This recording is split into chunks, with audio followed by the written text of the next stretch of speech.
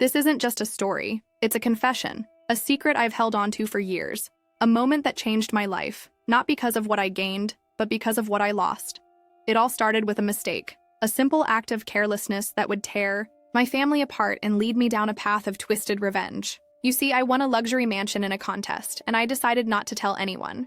This is the story of how that secret revealed who my family really was, and what I did to make them pay for their betrayal. Before the house, I was just Cassie, a struggling freelance graphic designer in Los Angeles, living paycheck to paycheck in a tiny apartment in the Valley.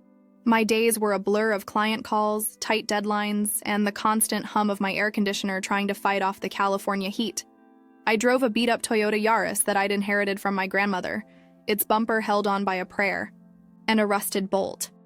My life was a series of careful calculations, where a sudden car repair or a client's late payment could send my entire budget into a tailspin. My family was complicated. My father, Richard, was a successful real estate mogul who had built his empire from the ground up, but he had no time for what he called artistic pursuits. He saw my career as a hobby, a phase I needed to get out of before I could contribute to the family legacy.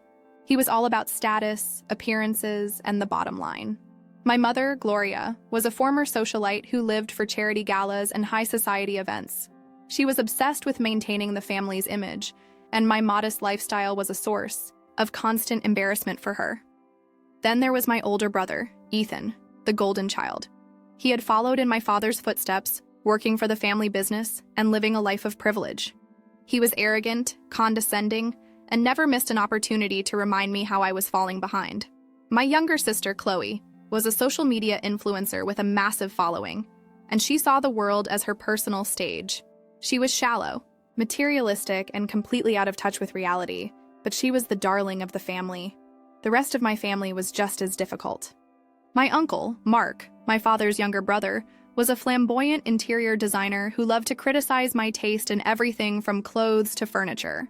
My aunt, Sharon, his wife, was a stay-at-home mom who had a knack for spreading gossip and making backhanded comments about my career choices. My cousins, Jake and Sophie, were mini versions of their parents, always looking down on me and my life. My only ally in the family was my grandfather, Arthur, a retired architect who was the only one who truly believed in my artistic talent. He would often call me to check in, offer me words of encouragement, and remind me that success was not measured in dollars and cents. The rest of the family saw him as a relic, a stubborn old man who was out of touch with the modern world. My history with my family was filled with financial betrayals and emotional wounds. When I was struggling to pay my student loans after graduating, I asked my father for a small loan. He lectured me for an hour about the importance of financial independence and how I needed to get a real job. He said that if I wanted to be an artist, I should be prepared to suffer for my art. But when Ethan needed money to invest in a new business venture, my father gave him a no-interest loan of over $100,000 without a second thought. When Chloe needed a new camera and expensive equipment for her social media channel, my mother bought it all for her on a whim. The only person who ever helped me was my grandfather, who would occasionally slip me a few $100s, telling me it was for art supplies. At work, things were no better. My boss, a slimy man named David, had a habit of stealing my design concepts and presenting them to clients as his own. My coworker, Sarah, would constantly complain about her workload, leaving me to pick up the slack. Yet she was the one who always got a promotion or a raise. I kept my head down, hoping that my hard work would one day be recognized, but it never was. My one small indulgence was entering contests. I would spend hours online, filling out forms and submitting my name for everything from a new car to a vacation getaway. My family loved to mock me for it. My father called it a waste of time, my mother said it was beneath a woman of my caliber, and Ethan joked that I should just ask him for money instead of wasting my time on pipe dreams. But for me, it was a way of holding on to a small sliver of hope, a tiny chance that my luck would one day change. I had dreams, of course.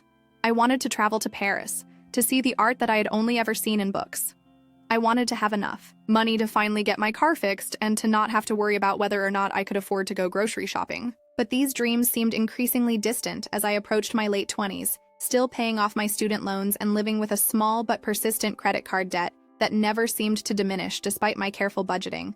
Each month was a careful, balancing act of bills, groceries, and the occasional coffee with my best friend Jessica, who worked as a paralegal and understood my struggle.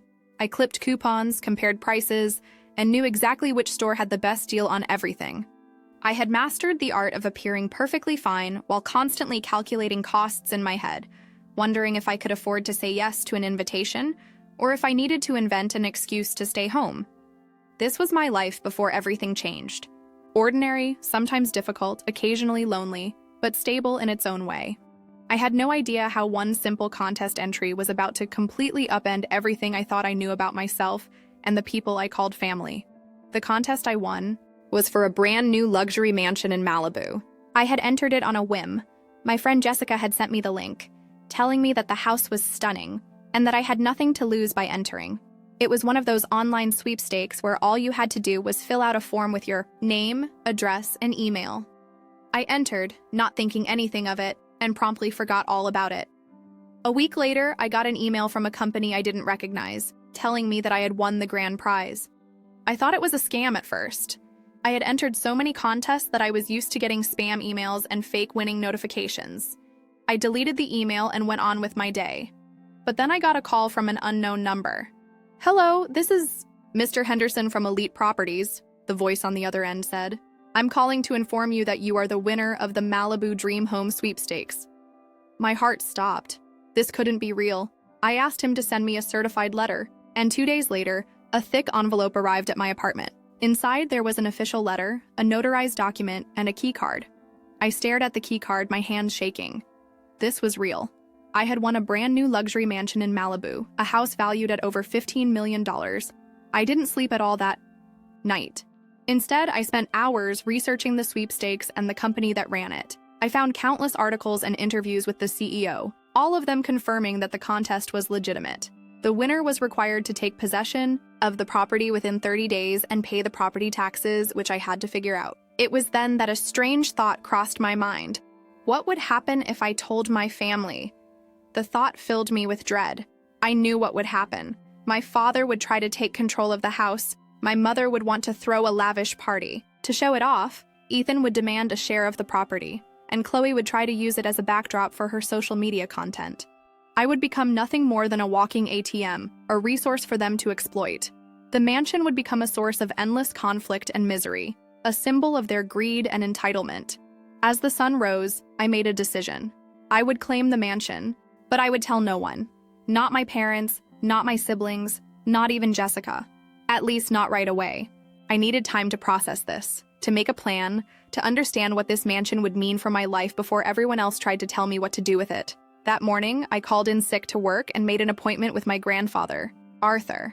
His office was in a downtown high-rise, and as I sat in the waiting room, I felt like an imposter.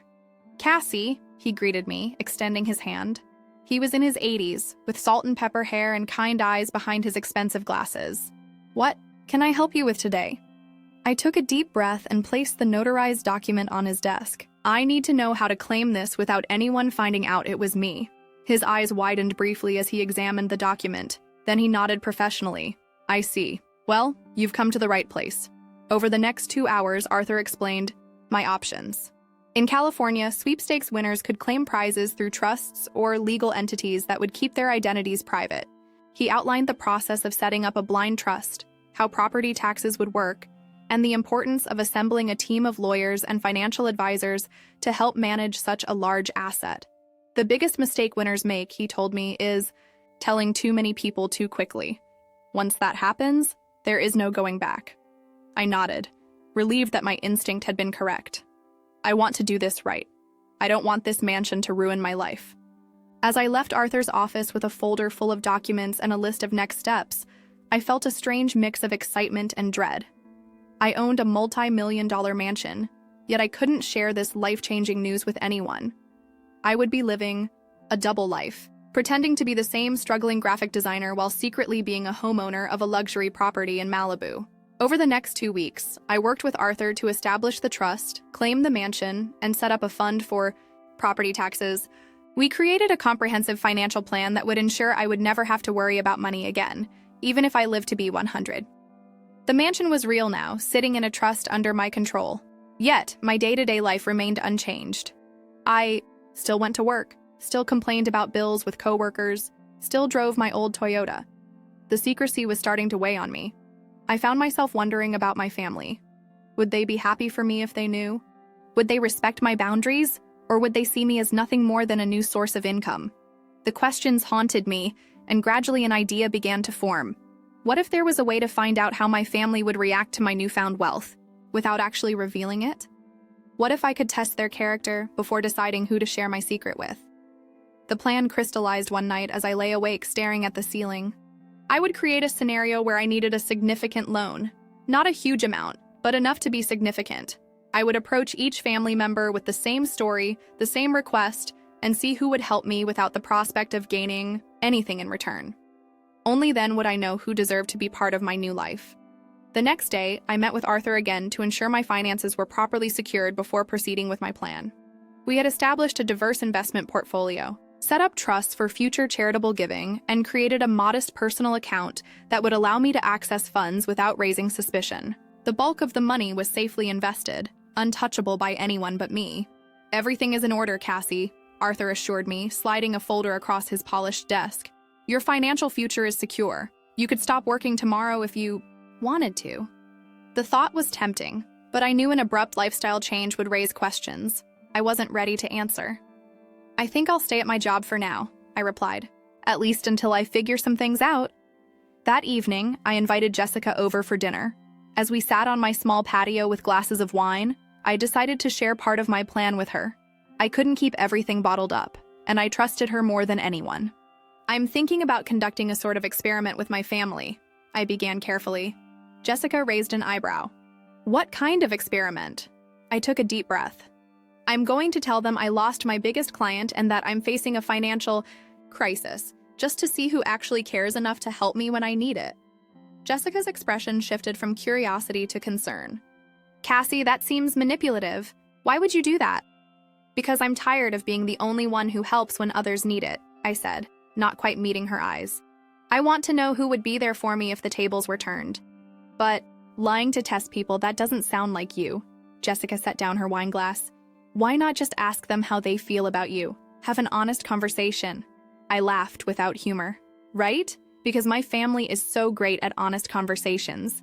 You know how they are, Jessica. You've seen how they treat me. Still, this feels wrong. What are you trying to prove?" "I'm not trying to prove anything," I insisted, though that was not entirely true. "I just want to know who actually cares about me versus who sees me as a resource." Jessica shook her head. "I think you're going to hurt yourself more than anyone else with this, but I know that look in your eye. You've already made up your mind." She was right. I had spent that day crafting my story, making sure it was believable, but not so dramatic that it would raise suspicion. I would tell everyone that my biggest client, a major corporation, had suddenly pulled their contract, leaving me in a difficult position. I would say I needed a $10,000 loan to cover my bills and my car payment until I found a new client. It was a significant amount, but not outrageous, and certainly not beyond the means of my family members. I made a list of everyone I would approach. My father, Richard, and my mother, Gloria. My brother, Ethan, and my sister, Chloe. My uncle, Mark, and my aunt, Sharon. My cousins, Jake and Sophie. 8 people, all of whom had turned to me for help at some point, all of whom I had supported, either financially or emotionally when they needed it. The next day, I practiced my story with Jessica, who reluctantly agreed to help despite her misgivings. "You need to sound genuinely distressed but not desperate," she advised, "and have specific details ready about the client pulling their contract. They might ask questions." I nodded, taking notes. "I'll say the CEO had a change of heart and decided to go with a big-name agency instead of a freelancer. That would explain why it happened so suddenly and why I might not get a final payment." "And what about your job search?" "They'll ask about that. I've been applying everywhere, but the market is tight, especially for specialized graphic design positions. I have some interviews lined up, but nothing definite yet, and my emergency fund is depleted from some recent car repairs." I had thought through every detail, creating a scenario that would elicit sympathy without raising too many questions. As I finalized my plan, I felt a twinge of guilt. Was Jessica right? Was this manipulative and wrong? But then I remembered all the times I had emptied my savings to help these same people, often at great personal cost, and my resolve strengthened. This was not just about testing them. It was about protecting myself and my future. I made a prediction list of how I thought each person would respond. My father would probably lecture me about being financially irresponsible. My mother would claim she couldn't help because of her social obligations. Ethan would say he had no money to spare. Chloe would be too busy with her social media to care. Uncle Mark would offer to help me redecorate my apartment instead of giving me a loan. Aunt Sharon would spread gossip about my financial troubles. Cousins Jake and Sophie would ignore my messages. The only person I had real hope for was my grandfather. Despite having the least to give, he had always been the most generous with what he had. But even with him, I tried to keep my expectations low. $10,000 was a lot of money for a retired architect living on a fixed income. The plan was set.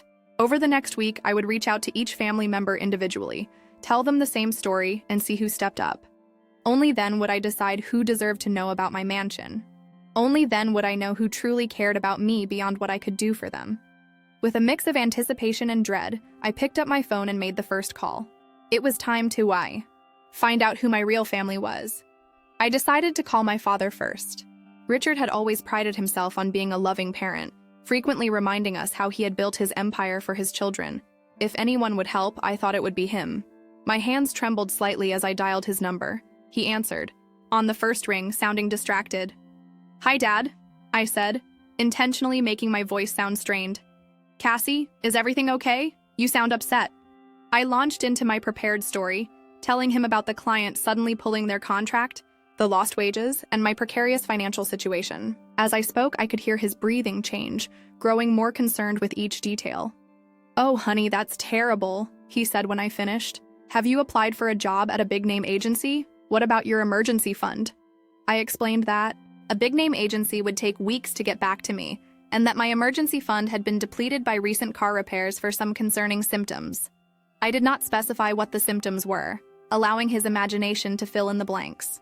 "I hate to ask this, Dad, but I need help. About $10,000 to cover my bills and car payment until I can find something new. I promise I'll pay you back as soon as I can." There was a long pause on the other end of the line. "Oh, Cassie, we just put a down payment on a new yacht. We're pretty cash poor right now." His voice took on a slightly defensive tone. "Have you asked Ethan? He's doing well at the company." I was hoping to avoid asking Ethan, I said truthfully. He has his own expenses and a new business venture to invest in. "Well, let me talk to your mother and see what we can do," he said finally. "But I can't promise anything.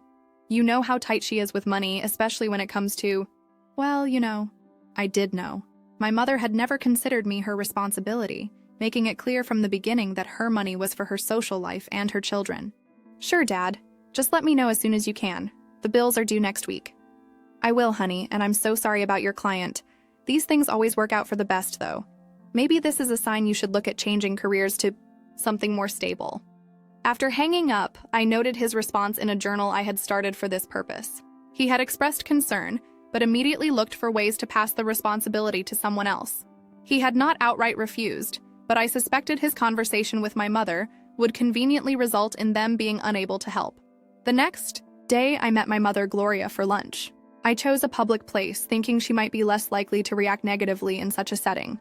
"You look tired," was her greeting as I sat down across from her. I gave her a weak smile and launched into my story. Her face remained impassive as I spoke, occasionally nodding or frowning at certain details. When I finished by asking for help, with the $10,000, she leaned back in her chair and crossed her arms. "Cassandra, I have always taught you about financial responsibility," she began, slipping into her socialite voice. "This is exactly why I told you to keep 6 months of expenses saved at all times. What happened to that plan?" "Life happened, Mom," I replied, trying to keep the frustration out of my voice. "Car repairs, medical bills. Not everyone can afford to set aside that much money." She sighed heavily. "And now you expect others to bail you out. What about your spending habits? Do you really need that apartment in that neighborhood? What about your cable subscription and those streaming services?" For the next 20 minutes, she lectured me about financial planning, the job market, and the importance of living below one's means. Not once did she offer any actual help. "I would love to help you, Cassie, but we're focusing on our new yacht right now. We can't afford to dip into those funds. It would be financially irresponsible." She patted my hand patronizingly. "This will be a good learning experience for you. Sometimes we need to hit rock bottom before we make necessary changes." I nodded, fighting back tears that were only partly for show. Even expecting this response, it hurt to hear her dismiss my needs so easily. My brother Ethan was next. I drove to his beautiful suburban home on a Saturday afternoon. His wife, Sarah, was at a charity event, giving us privacy to talk. "Cassie, what a surprise," he exclaimed when he opened the door. "The kids are at their swimming lessons. Come in."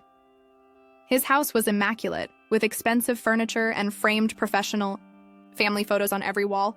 As we sat in his gourmet kitchen sipping lattes from his commercial-grade espresso machine, I told him about my situation. "Oh my God, that's awful," he gasped, reaching across the granite island to squeeze my hand. "I can't believe they would just pull their contract like that. Poor you." His sympathy seemed genuine, and for a moment I felt hopeful. Then I mentioned needing to borrow $10,000. "Oh," he said, his expression shifting slightly. "Well, this is actually not a great time. We just bought the new Tesla last month and the kids' tuition was due. Plus, we're redoing the master bathroom." He glanced around nervously. "Sarah handles most of our finances, and she's really strict about our budget." "I understand," I said quietly. "I wouldn't ask if I wasn't desperate." I know, he said quickly. "Let me talk to Sarah and see what we can do. Maybe we can help with a smaller amount. Or maybe you could move in with us temporarily. The guest room is being used for storage right now, but we could clear it out."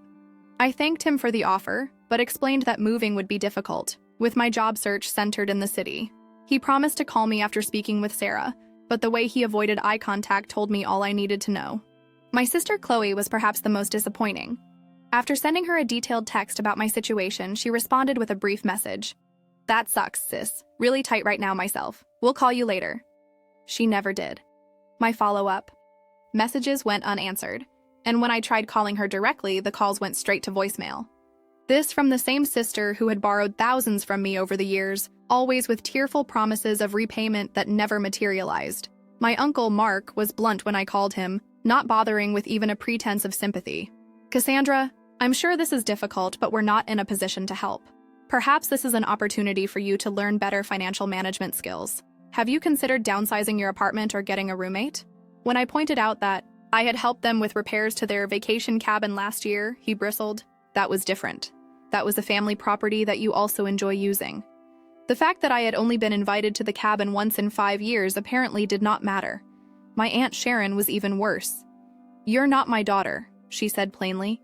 When I called, "I have supported your brother for years, but your financial problems are your own. Perhaps you should have chosen a more lucrative career path." My cousin Jake initially seemed sympathetic, promising to definitely help out.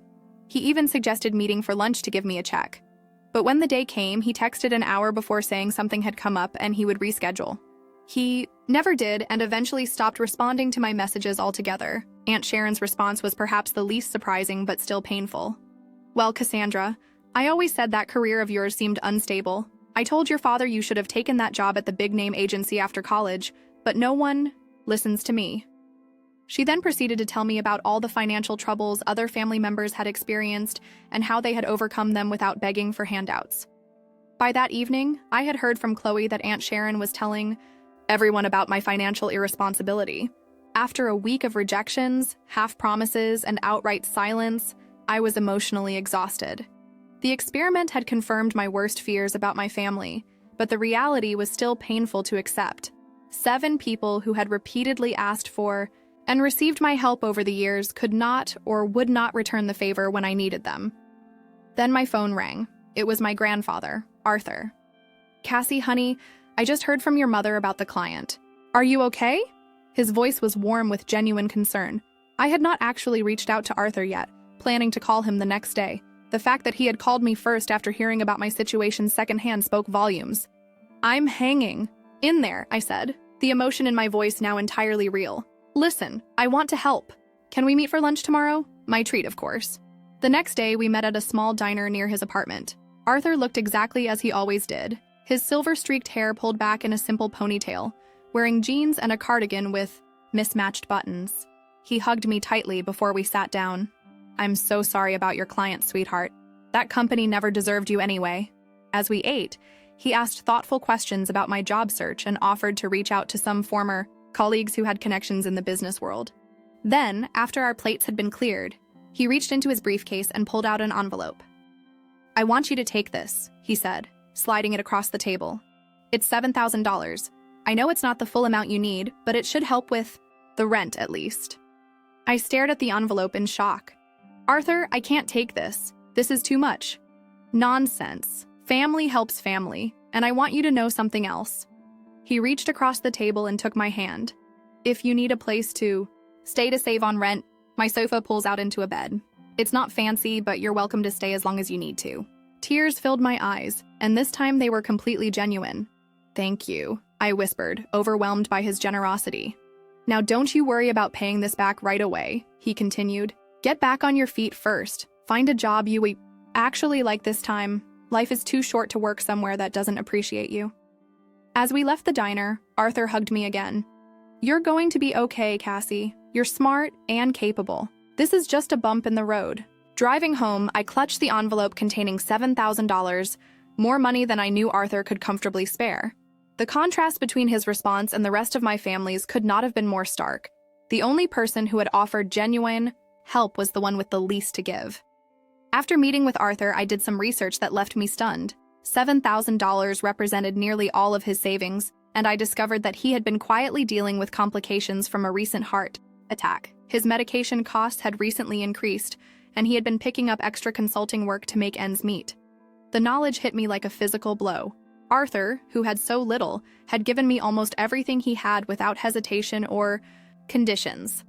Meanwhile, my father, who had recently spent over $100,000 on a new yacht, could not spare $10,000 to help his own daughter with rent and medical bills. The next day, I invited Arthur to my apartment for dinner.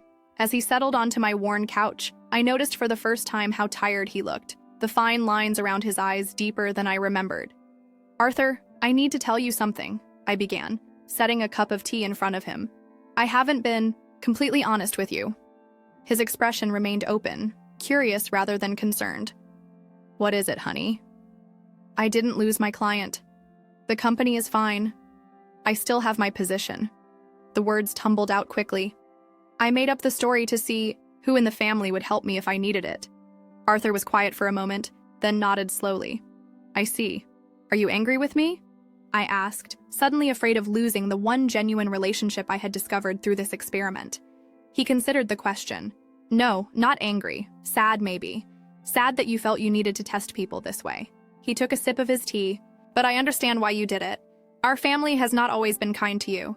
You were the only one who offered to help, I told him. Everyone else had excuses or just ignored me entirely. Arthur sighed. People show you who they are when giving becomes inconvenient. I learned that lesson the hard way myself. What do you mean?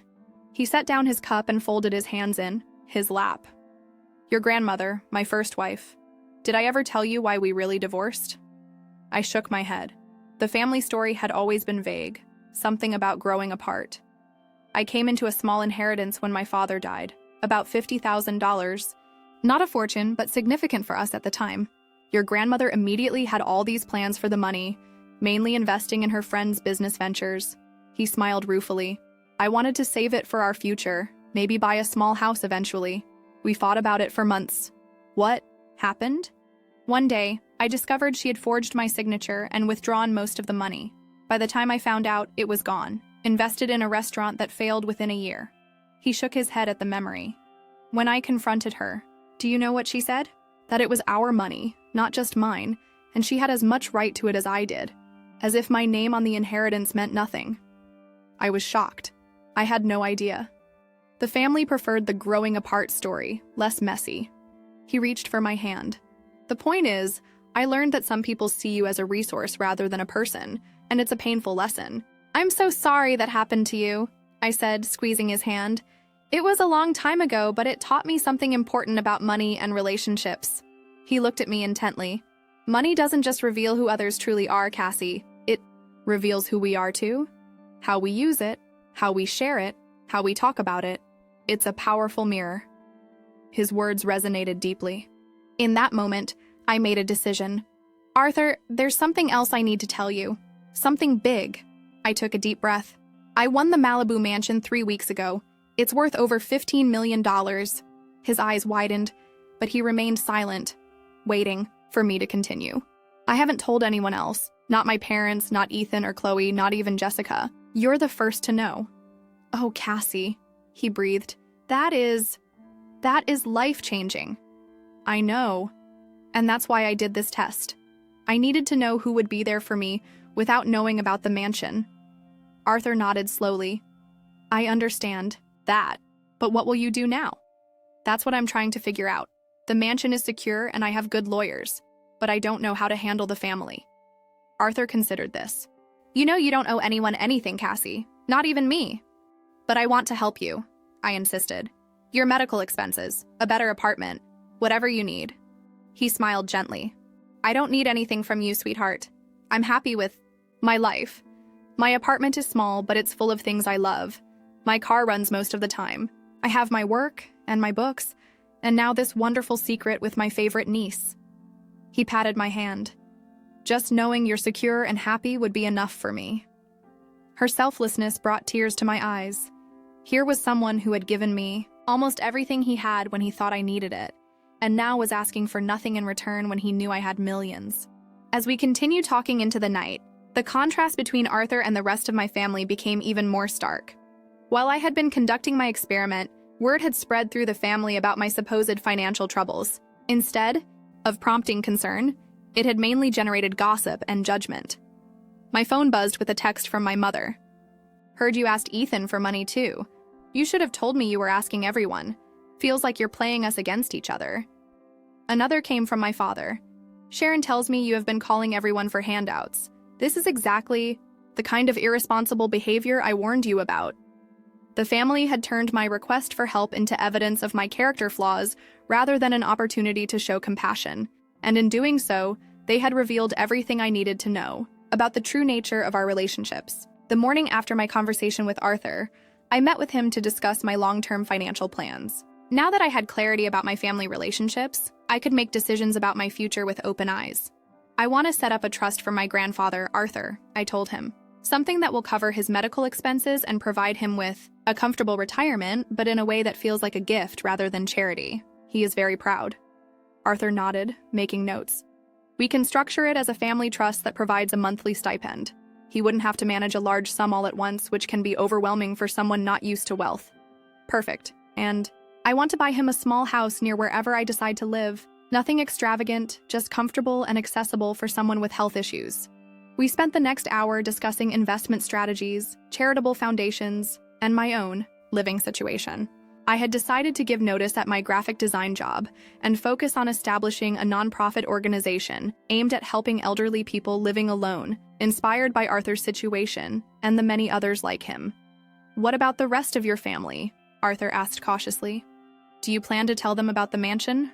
I shook my head. Not right now, maybe not ever, but I do want to arrange a family meeting to clear the air about my financial troubles. Later that day, I called Jessica and finally told her the truth about everything, the mansion and the family experiment. After her initial shock, she understood why I had kept it secret. So what now? She asked. Are you going to become one of those eccentric millionaires who still clips coupons and drives a beat-up car? I laughed. No, but I'm not going to suddenly start buying Bentleys either. I want this mansion to mean something, to do good, starting with Arthur. He deserves it. Jessica agreed. And what about everyone else? The ones who failed your test? I'm still figuring that out. I have called a family meeting for this weekend. I told them I have an important announcement. When Sunday arrived, I was surprised to see everyone show up at my apartment. My father and mother, Ethan and Sarah, Chloe and her boyfriend, even my Uncle Mark and Aunt Sharon, who had been ignoring my calls for weeks. Arthur came last, giving me a secret smile as he entered. As everyone settled into my small living room, looking around with varying degrees of curiosity and judgment, I stood before them feeling strangely calm. Thank you all for coming, I began. I know there have been rumors going around about my financial situation, and I wanted to address them directly. My mother shifted uncomfortably. Ethan suddenly became very interested in his phone. Chloe and her boyfriend exchanged glances. The truth is, I'm fine. I have a new client with better pay and benefits. This was technically true, as I had just appointed myself executive director of my new foundation with a modest salary. I will be transitioning to that position next month. Well, that's wonderful news, my mother said with obvious relief. We've all been so worried. I noticed several faces relax around the room. They had come expecting either to be asked for money again or perhaps to stage some sort of intervention about my financial habits. Instead, they were getting good news that required nothing from them. So why all the drama about needing money? My father asked, his tone accusatory.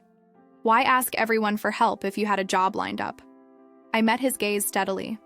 The job came through recently, and when I was in trouble, I reached out to my family. That's what family is supposed to be for, right? An uncomfortable silence fell over the room. Well, we all have our own financial commitments, Sharon said defensively. It's not always possible to help even when we want to. Of course, I agreed. We all have to make choices about our priorities. I turned to Ethan. Speaking of which, Ethan, I noticed you never responded to my messages when I needed help, yet you had no problem asking me for $3,000 last Christmas for your rent. He had the grace to look embarrassed. I was going through some stuff and I didn't have any money to give you. You didn't even call me back, I pointed out. That would have been free. The meeting continued in this vein, with me calmly but firmly addressing the hypocrisy and absence of support I had experienced. No one admitted any wrongdoing. There were excuses, justifications, and even some attempts to turn the blame back on me for making everyone feel guilty. As they filed out after an uncomfortable hour, I felt a strange sense of closure. I had not told them about the mansion, but I had stood up for myself in a way I never had before. The mansion had given me something perhaps more valuable than wealth itself, the courage to see my relationships clearly and to set boundaries accordingly.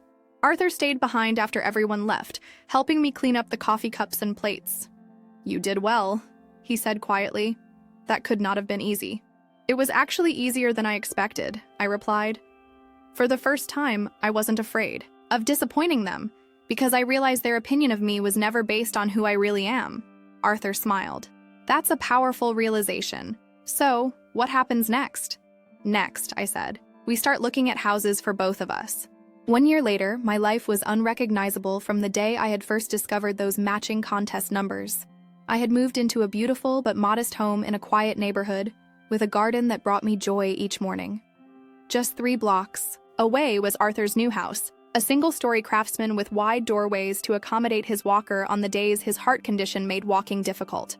My nonprofit organization had grown beyond my expectations. We provided companionship, home repairs, and financial assistance to elderly people living alone, with a special focus on those estranged from their families. The work was rewarding in a way my graphic design career had never been, and we had already helped over 200 seniors in our city. Jessica had eventually joined the organization as our outreach coordinator, bringing her legal expertise and compassionate nature to our mission. She and I still had our weekly wine nights, though now they took place on my comfortable patio rather than in my cramped apartment. My relationship with my family had shifted into something more distant, but also more honest. I maintained occasional contact with most of them, polite birthday calls and holiday gatherings, but the pretense of closeness had fallen away. Without the expectation of emotional intimacy that had never actually existed, our interactions became less painful.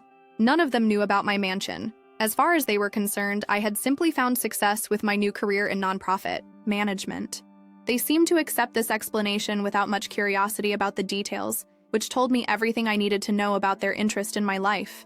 There had been moments of temptation to reveal the truth, particularly when Ethan called asking for money for a new business venture or when Chloe complained about the cost of her kitchen renovation. But each time, I remembered the silence when I had needed help, and the choice became clear. Interestingly, there had been occasions when family members genuinely needed assistance. When my father had a minor heart attack and faced unexpected medical bills, I anonymously paid them through the hospital's patient assistance fund. When my cousin Jake finally entered rehab for his gambling addiction, I made an anonymous donation to cover his treatment. They never knew the source of these gifts, and I preferred it that way. Arthur and I had dinner together at least twice a week. His health had improved dramatically with proper medical care and less financial stress. He had retired from architecture, but volunteered at a literacy program 3 days a week, still sharing his love of books with children who needed it. You know what still amazes me? He said one evening as we sat on his porch watching the sunset. How differently everything could have turned out if you had announced your mansion win right away. I nodded, considering this alternate reality. The family would have suddenly become very attentive and loving, I imagine. And you would never have known what was real, Arthur added. That knowledge, painful as it was, gave you freedom. He was right. The experiment had been painful, but illuminating. It had shown me who deserved a place in my life and who did not. It had revealed the true nature of relationships I had spent years trying to strengthen despite their fundamental imbalance. The greatest lesson I had learned was not about others, but about myself. Before the mansion, I had defined my worth by what I could give to others, constantly trying to earn love through sacrifice and generosity. I had allowed myself to be used because I believed that was what family meant, what love required. Now, I understood that real love, the kind Arthur had shown me, did not keep a balance sheet.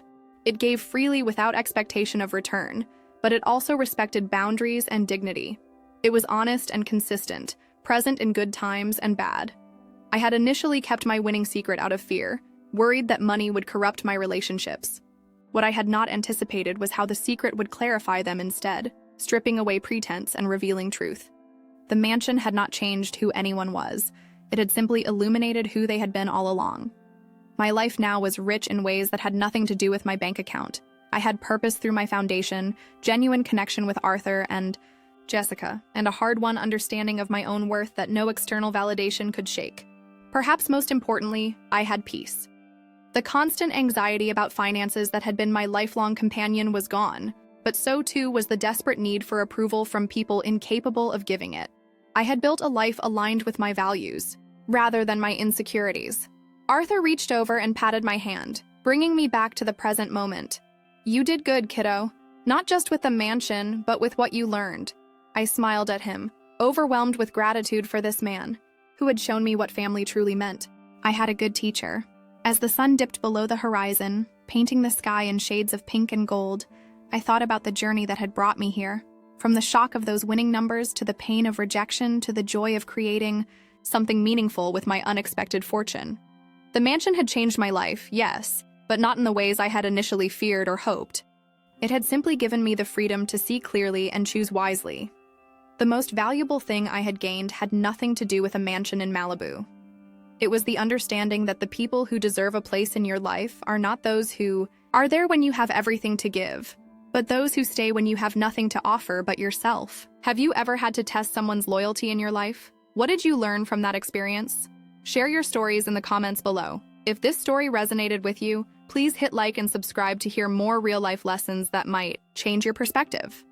Remember to share this video with someone who might need to hear that their worth is not determined by what they can give to others. Thank you for listening, and may you find the clarity to recognize the true relationships in your own life.